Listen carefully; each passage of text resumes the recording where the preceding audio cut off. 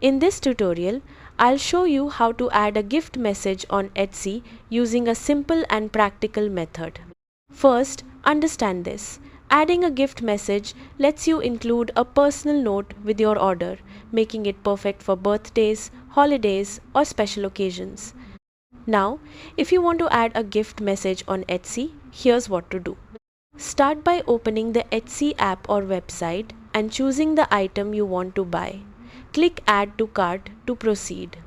Next, open your cart and review the product details like quantity and options.